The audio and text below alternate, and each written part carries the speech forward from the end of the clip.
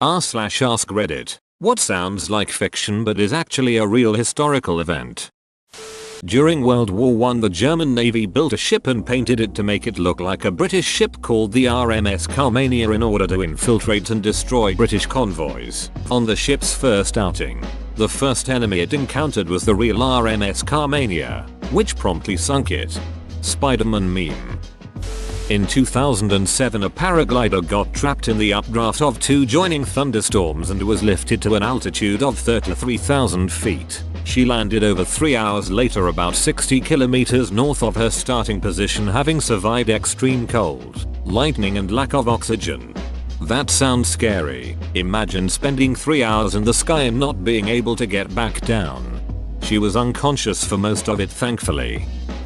Jeanne de Clisson, 1300 to 1359, was married to a French nobleman who was beheaded for treason by the French king. Enraged, she sold their estate and purchased 3 black warships with red sails, and became a pirate queen of the English Channel who targeted French ships. She became known as the Lioness of Brittany, and in her 13 years of piracy she would slaughter every member of a ship's crew except for one so that last survivor could go back and tell the French king what had happened. Why do I feel like the 1300s never get talked about? They focus on the Black Plague. Everything else gets lost by the wayside because that was so massive. The Great Molasses Flood of 1919. A tank filled with 2 gallons of molasses burst and sent a tidal wave of molasses through the streets of Boston. 21 people were killed. Imagine standing in the streets as a tidal wave of molasses approaches and just thinking to yourself, well, I guess this is how it ends. Death by molasses.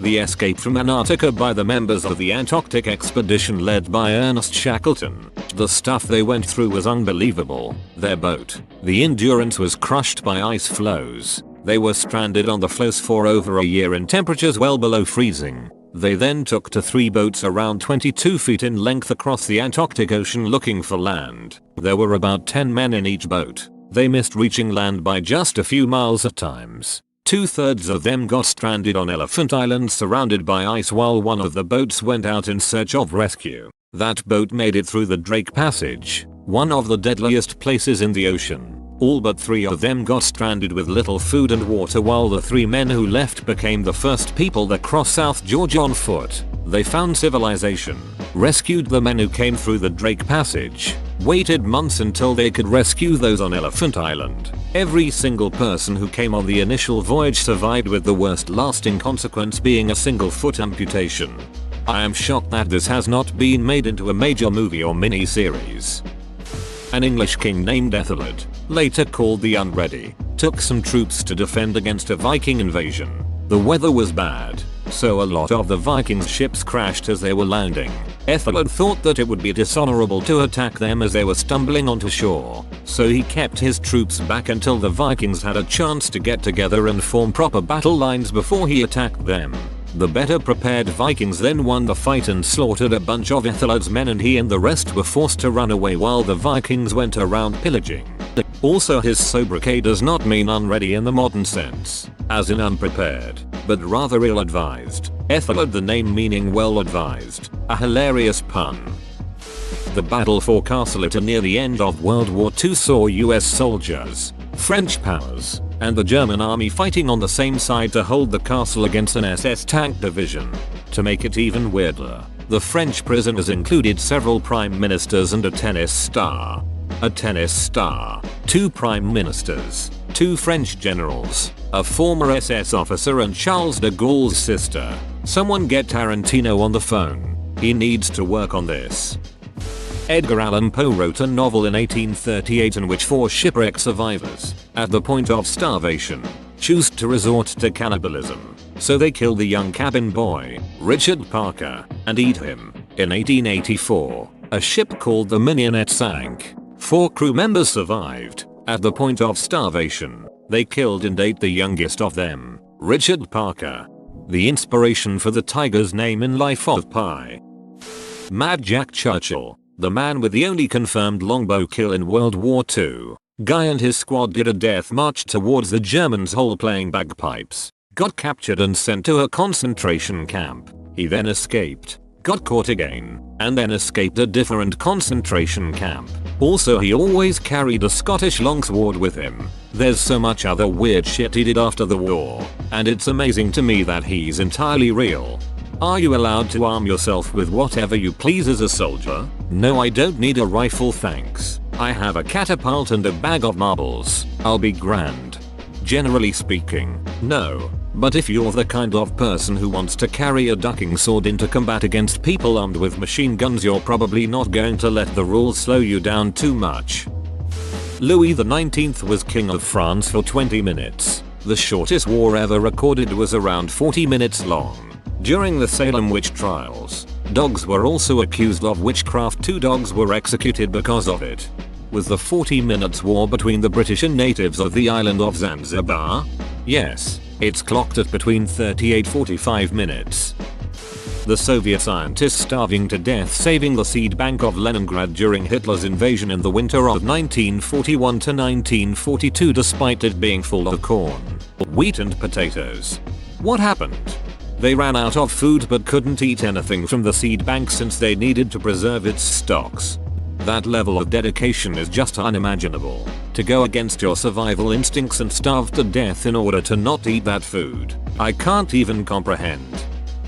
The dancing plague of 1518. It wasn't even an isolated incident. Multiple dancing plagues happened over the course of a few centuries. Strasbourg in 1518 was just one of the bigger ones. People left their friends behind. It was terrible. Not exactly historical, but a poodle named Cachi in Caballito, Buenos Aires, fell from 13 floors and fatally hit 75-year-old Marta Espina, killing both instantly. In the course of the events, 46-year-old Edith Sola, who came to see the incident, was fatally hit by a bus. An unidentified man, who witnessed Edith's death, had a heart attack and also died on his way to the hospital. Wojtek was a bear who fought Nazis in return for cigarettes and beer. He didn't die until 20 years after World War II. My favorite part about that story is that after the war he lived in a zoo. It was common for soldiers from the bear's company to come visit and simply jump into the enclosure to play with him, much to the zookeeper's annoyance. Wojtek fought the Nazis for free. The beer and cigs were just a bonus.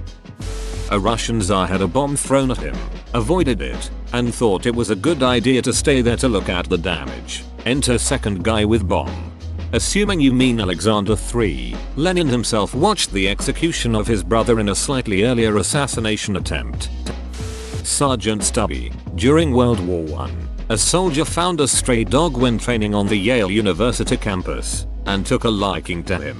The soldier snuck the dog onto the ship when he had to leave campus, and when the dog was found by the commanding officer, he was allowed to stay because he had learned how to salute. Stubby was injured a few times during the war, but he was useful with alerting his squad of surprise mustard gas attacks and gunshots before the human ear could detect the sound. He also found and comforted wounded soldiers and caught a German soldier by the leg of his pants until American soldiers got to him, aka the bestest boy to ever live. Reminds me of the Polish bear who fought in World War II and was promoted to corporal.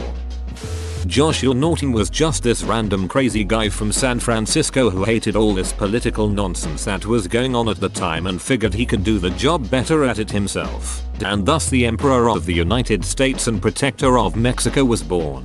While he held no real power, the people liked him so much that they treated him like royalty anyways. Any currency issued under his name was treated like real money at many establishments. One day, he was arrested by a private security force because of his mental health, which enraged practically all of San Francisco. The police chief let him go because he had committed no crime, and Norton gave an imperial pardon to the guy who arrested him. After this incident, any police officer Norton passed would salute him. Another time, when a riot had formed and was getting pretty violent, Norton simply stood in front of the mob and calmly prayed, which managed to disperse the mob. And that's not even a fraction of the crazy stuff that he did. So, you're telling me the Emperor of San Francisco from Christopher Muir's books is real? Did he have 2 dogs as well? There are 3 separate defenestrations of Prague. The word defenestration was coined to describe the third one. The defenestrated parties survived in the third one. The Catholics claimed angels helped them down. The Protestants claimed they landed on a dung heap. Historians think they survived because they were only on the second floor. To this day, political protests in Prague often involve defenestrating someone in effigy. The death of Ken Rex McElroy. He terrorized Skidmore, Missouri for decades, stalking, assaulting, murdering and raped two 14-year-olds who were his wives. He had an expensive attorney, so he was never charged. The law never helped the poor town.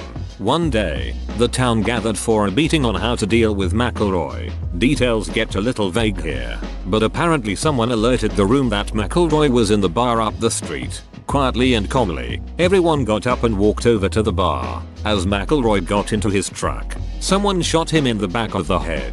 The town just went back to their business. When the witnesses, like the entire town, were questioned, everyone claimed they didn't see anything. No one has ever been arrested.